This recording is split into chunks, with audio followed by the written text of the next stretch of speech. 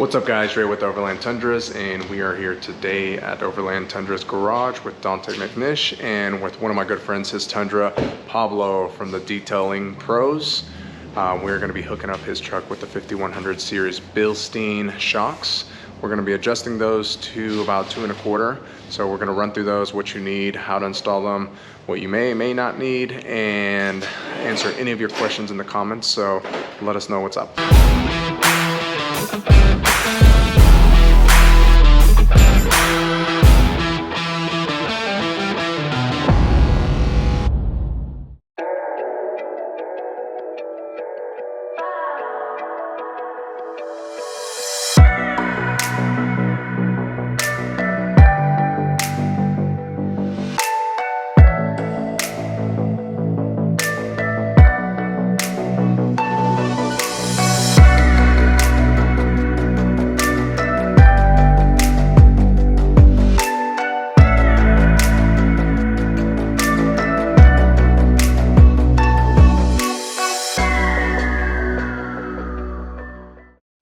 Hey, this is Dante McNish with McNish Genuine Automotive. Today we're with Overland Tundras. We're going to be installing the Bilstein 5100 series. We're going to go over and install instructions, tools that are needed to make the job happen.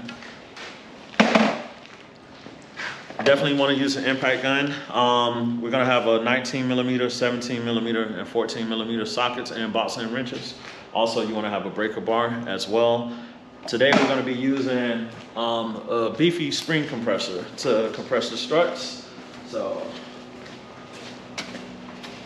this guy is very helpful for compressing the coil springs, makes it much easier. So we'll go over how to use this as well, the safe way and the right way. Before we install the 5100 series, we just want to see our results on what height that we achieved. So we're going to take measurements on all 4 corners. Whenever measuring, we always go with the center board of the wheel, never on the ground. You get the most accurate measurement if you go from the center board.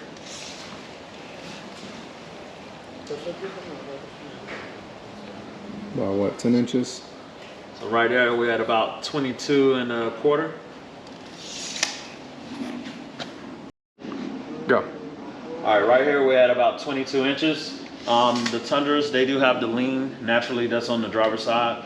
In some cases, you can put a shim on the driver's side only, and that'll take care of that factory lean that it has. But usually there's about a 1/2 inch difference from the driver's side to the passenger side.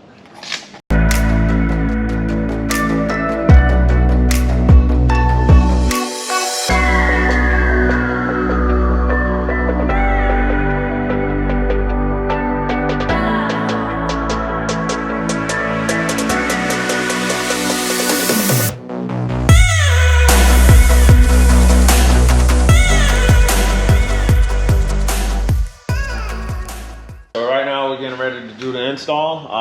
What I like to do is loosen up the centric bolts. You have a front and a rear for camber caster. Also, we'll take the sway bolt link out, and of course we'll take the shock bolts out. Loosen these up, and the lower control arm falls down, makes it easy access. You don't have to worry about removing the upper ball joints, ABS lines, brake lines, or anything of that in nature, or tie rod ends.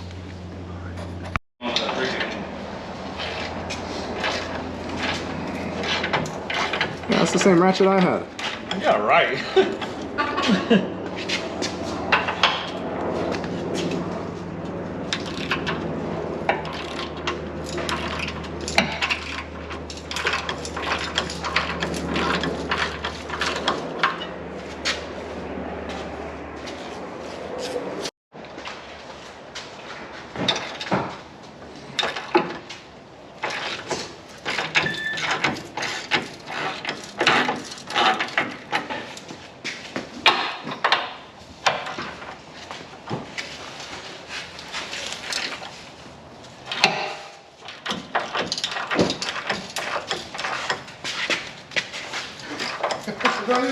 This guy is here, I want my truck.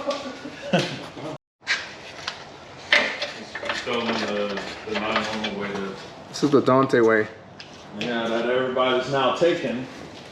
Man, can't do anything around Jacksonville. I did mine before. I mean, I usually. I never seen you do this all the time. Anytime you see a video of me doing a lift, I always have the control arms hanging. And I have some people like DM me and they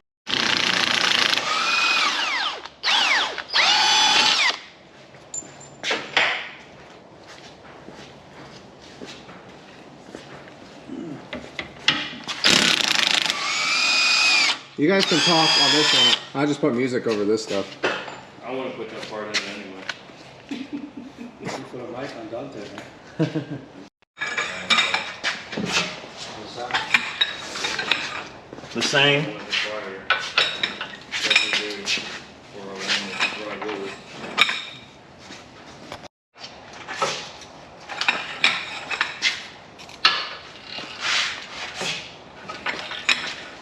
They gotta pay for that. They gotta subscribe. Yeah, anytime you just need to wipe it down, put the dressing in the tires and all that.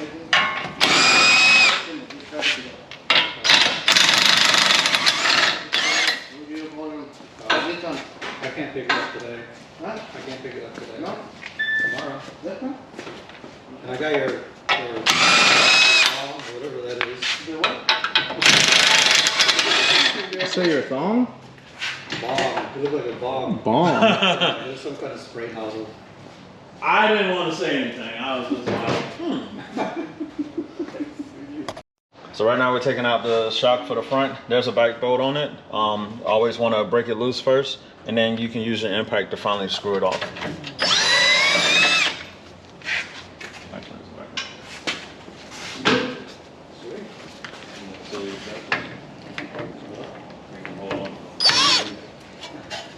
Hold on for now. Maybe I'll realize that you're one of my hires. And I'm gonna go through your tires. When you got the fire again, wait on it. And heard the video on them yet? The virtual video on them yet? A little silent.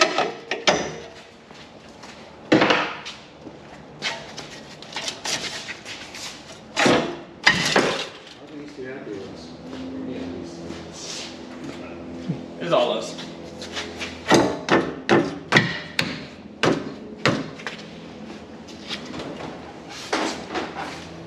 Okay, when is intermission? Intermission? Whenever you... We're getting ready to take off the top bolts for the shock, 14 millimeter. I already broke them loose, but if you have an electric ratchet, it pretty much will come in handy. Other than that, you'll be sitting there turning the whole time with a box and wrench.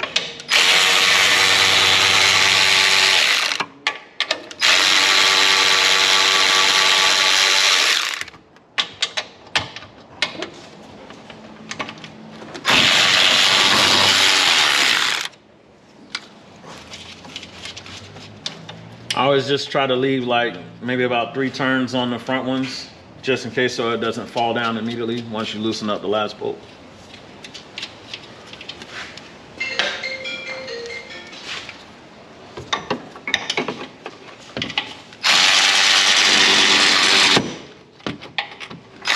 Oh, he didn't loosen all these.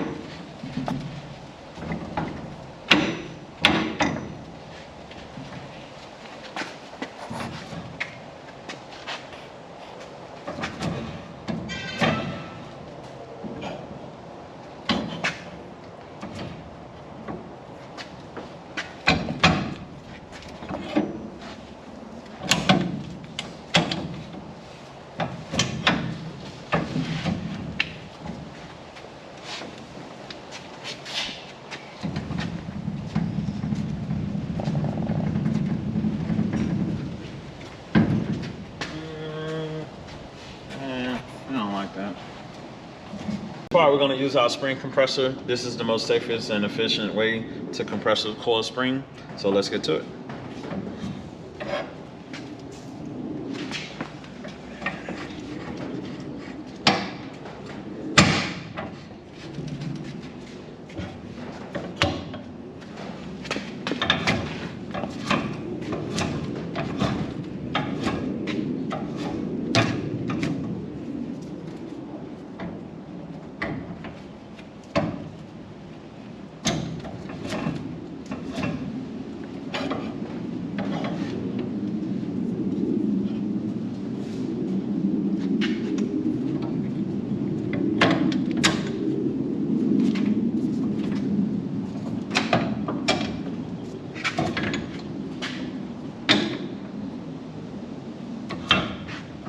I'm about to do it the wrong way. I'm gonna do it the way most people don't do it. But that's okay.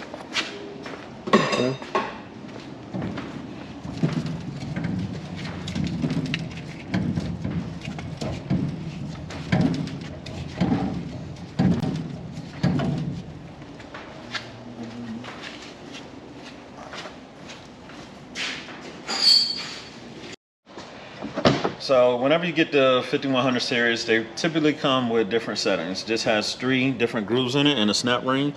What we're gonna do is go up to the first one. That gives us the maximum lift. You go to the second, you go to the lowest one if you wanna maintain pretty much next to stop. So we'll just pop the snap ring off. Well, first we're gonna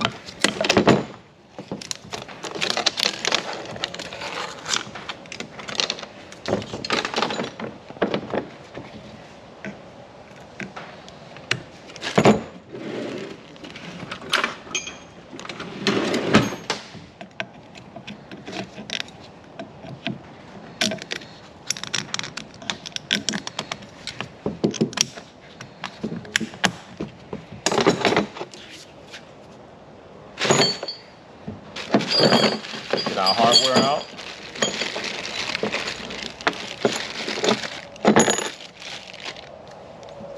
So the collar sits like this. And yes, although some may think that, you know, this won't hold anything, believe me, it will definitely hold the weight load of the spring itself and the rest of the suspension.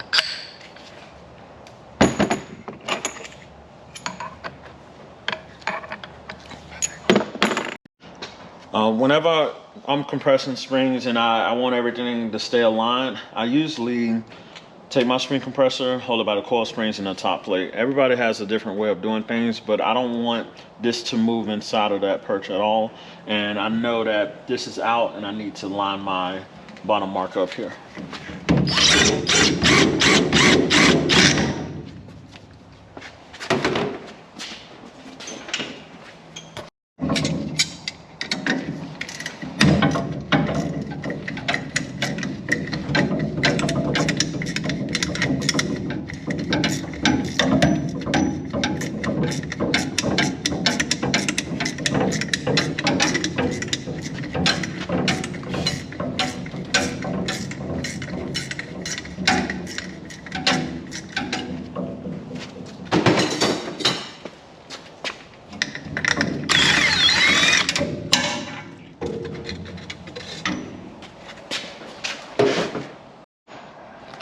So we always want to put our dust boot on. This just pretty much slides right over the shock assembly itself. And then when you get to the bottom, you just want to take your zip tie and then put it on.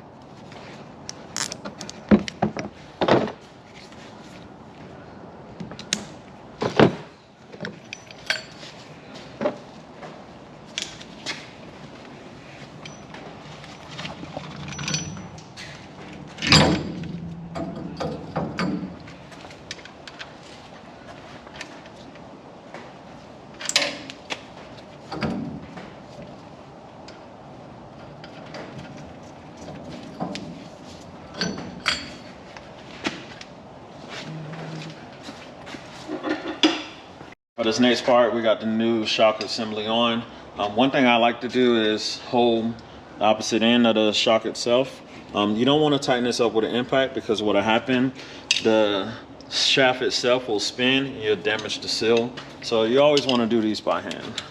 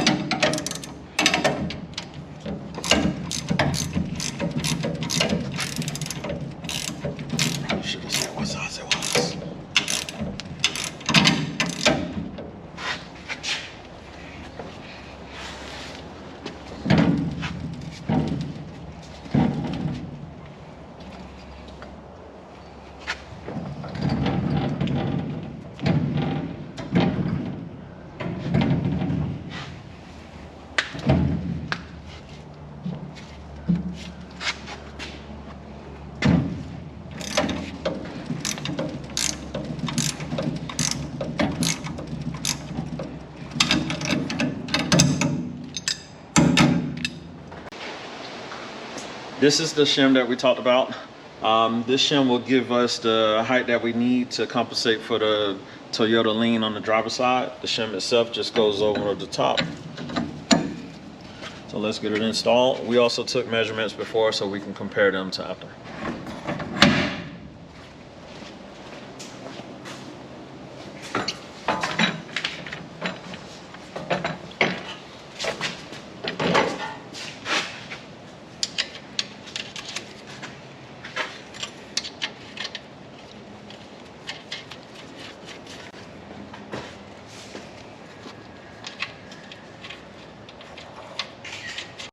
So again, we're gonna adjust the snap ring up to the top setting.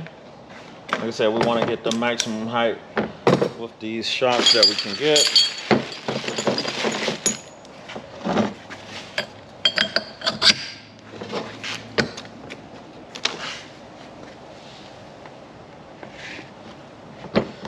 Again, I'm gonna put on the dust boot. Just gonna press that down a little bit. Make sure you put your zip tie on, because if you don't do it now, you wouldn't be able to do it with the coil spring attached.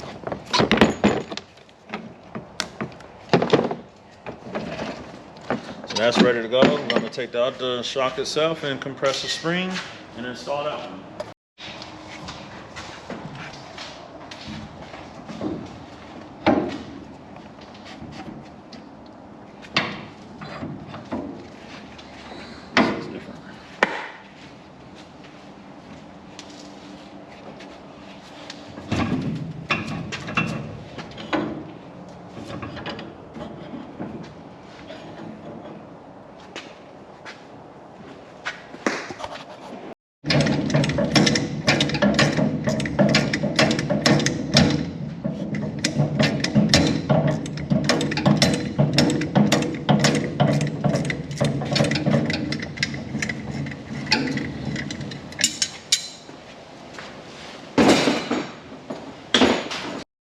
So we're using old hardware. There's nothing wrong with this, low miles on it, so we'll be okay with it. One thing that I like about the new 5100 series, when you go to install them, this collar itself can spin, so we're able to line up where the bolts go in for the shock itself, no matter the position of where you start out with.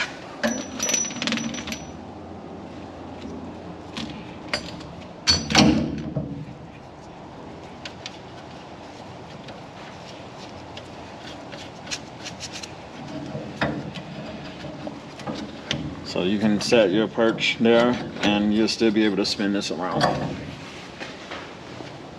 For this part, you want to get a 6mm Allen head tipped bit and also a 19mm box end wrench when you go to lock this in place.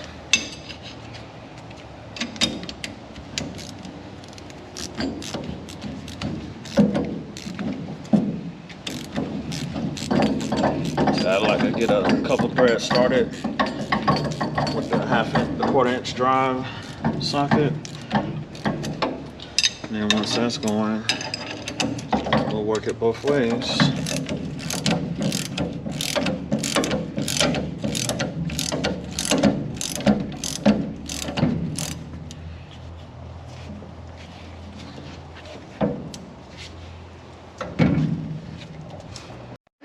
So I stated earlier, we don't need to shim for the passenger side because the height was about a ½ inch difference from the driver's side. So we pretty much got this compressed. We're gonna install it. Always be careful of your CV boots and tie rod end boots.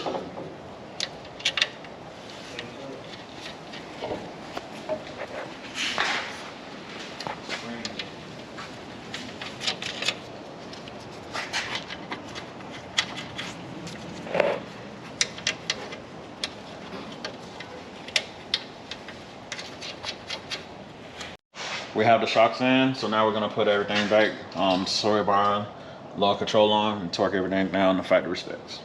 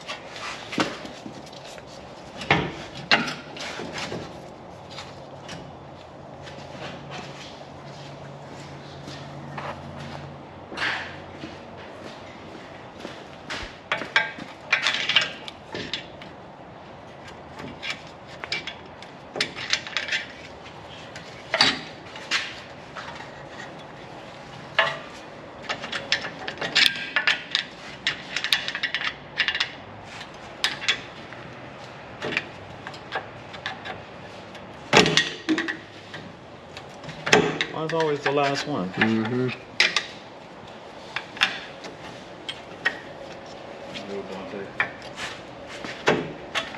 Big pry bar. There you go. Get the bolt in. Oh, that's gonna move. I guess I get another screwdriver. Go ahead. Right now we're gonna lower the spindle down to go to the lower ball joint bolts, and usually I just kind of walk it.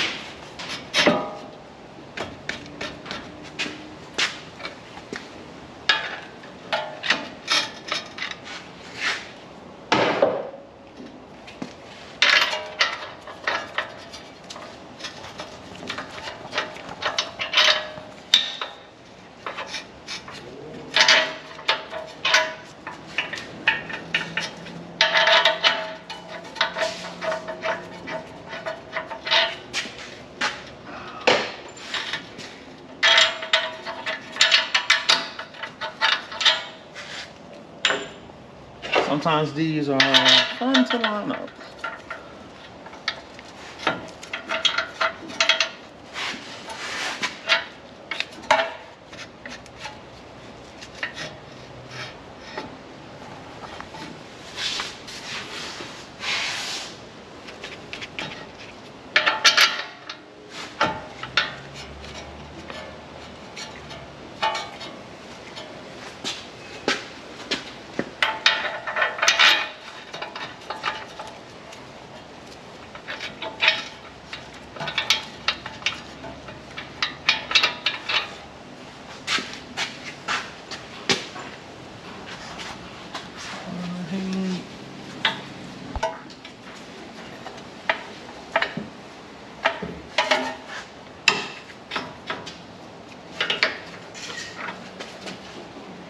That's gotta come out far.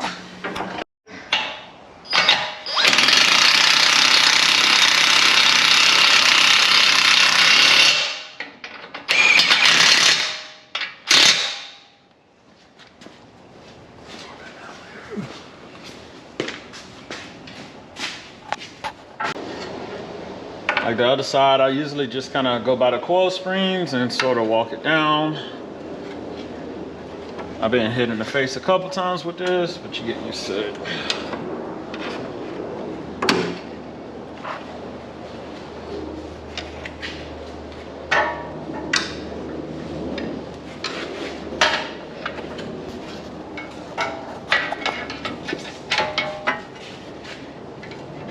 Just the marks.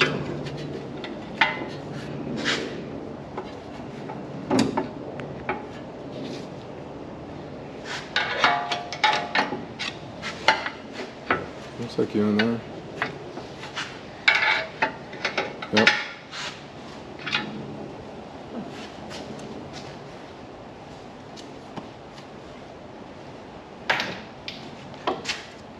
Hopefully this thing don't fly out. Oh, it It moved. moved.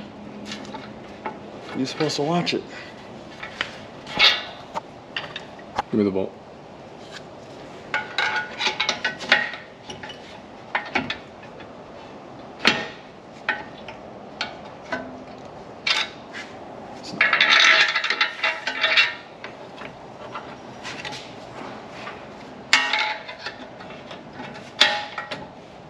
That should be it. I think it needs to come out a little more.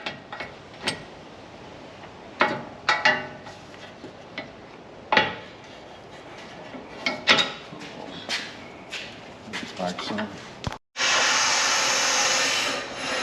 Yeah, definitely.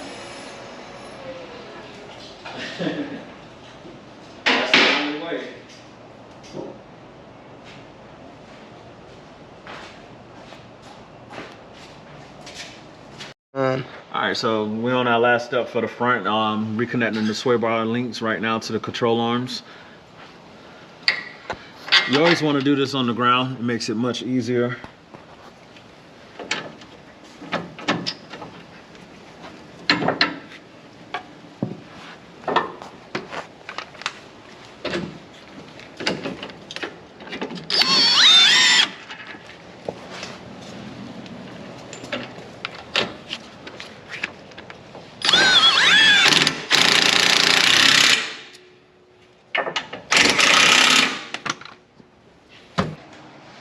So now we're working towards the rear of the vehicle. We're going to change out the rear shocks. For this process, you only need a 17mm box end wrench, also a 17mm socket.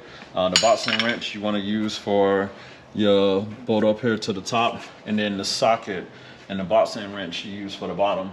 One thing I like to do is make sure that I have the suspension loaded, just wedge something under there, whether it's jack stands or not, because when you loosen this up, the suspension will drop.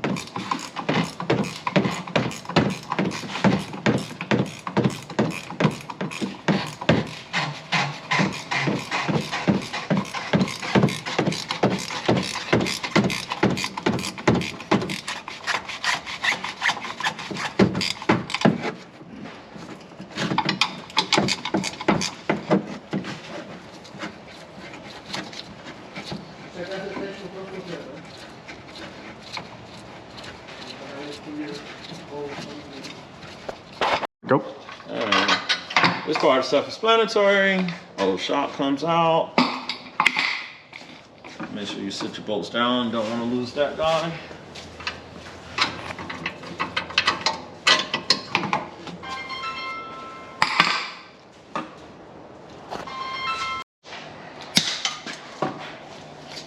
So again, on this part, we're going to reuse the factory hardware.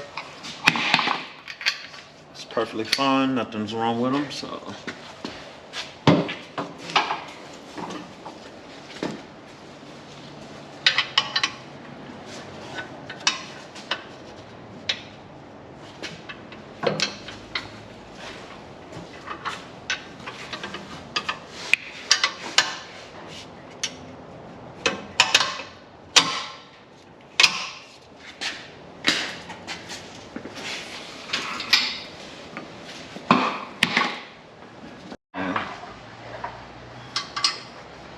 Like never.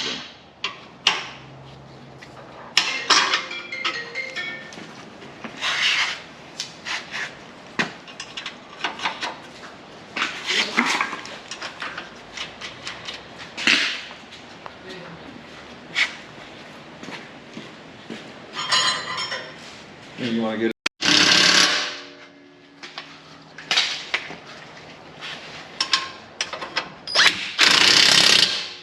5 clicks is fine. So to level things out for the rear, we're including a 1-inch spacer.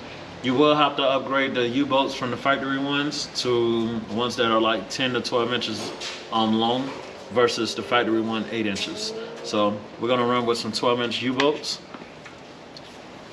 Have these handy because you will need them. You won't be able to use the factory ones. So we'll get these installed and show you from there.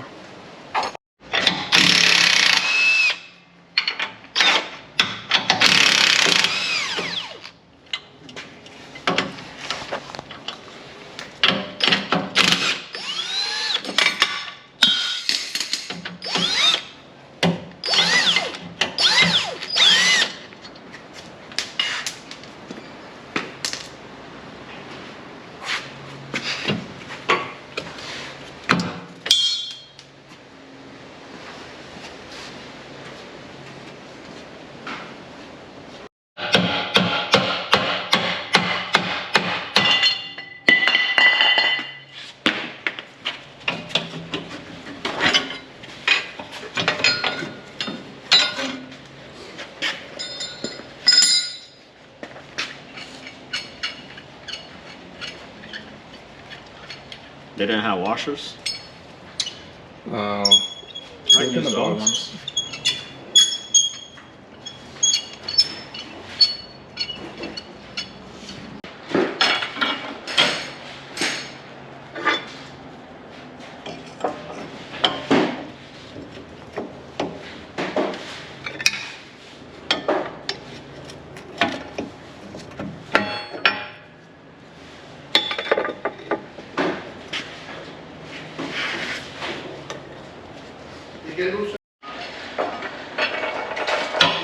La paracola.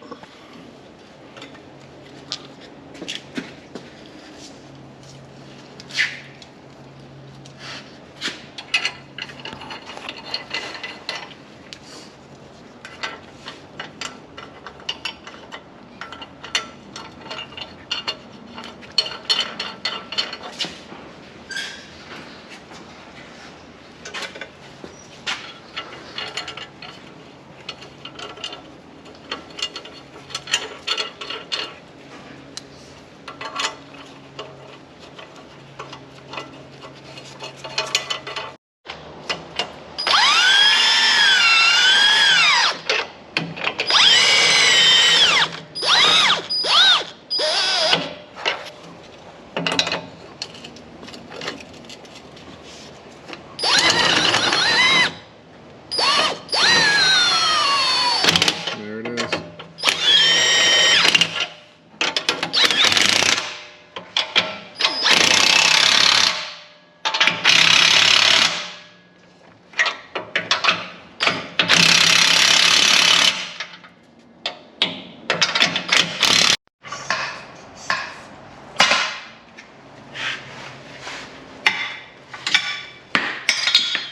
Dang, butterfingers today? I got PB Blast on me.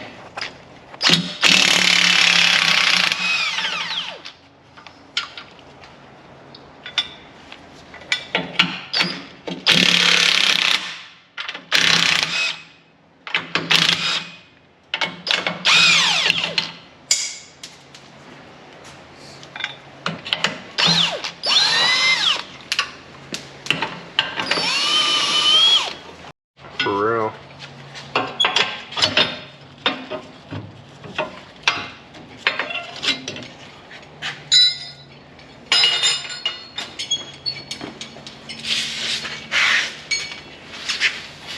Good. You just sit them up there.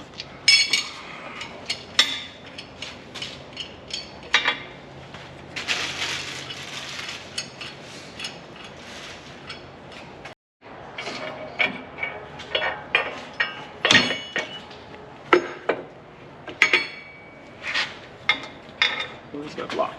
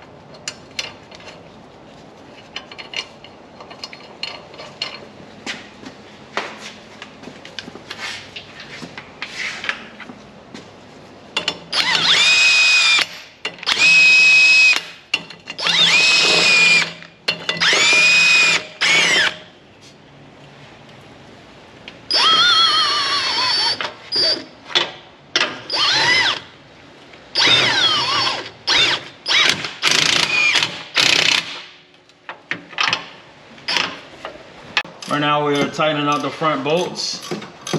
Usually these start to spin, so just grab some channel locks and try to hold the back end of the shock, the top end of the shock I meant. That way you can stop it from spinning.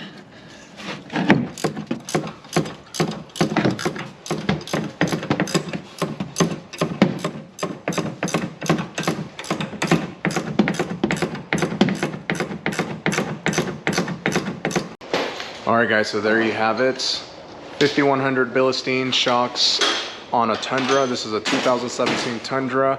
Just a quick review. Not very hard as long as you have the right tools, the knowledge. But as you can see, Dante made it very simple. He showed us what we needed, how to do it, and at the end of the day, the truck came out great. So it needs an alignment. Make sure you do get an alignment as soon as possible, because if not, you're just gonna wear your tires. However, Pablo here, what he's gonna do is he's gonna get new tires and an alignment, and then we have to wait and see how much it settles to see if that 1-inch block in the back is enough. We might need to do a 2-inch block, but with the 1-inch block, it should be perfectly fine. So we'll keep you guys posted. If you have any questions, again, you know, comment, let us know if you have any questions, or if you're getting ready to do the project. We'd love to see what you guys.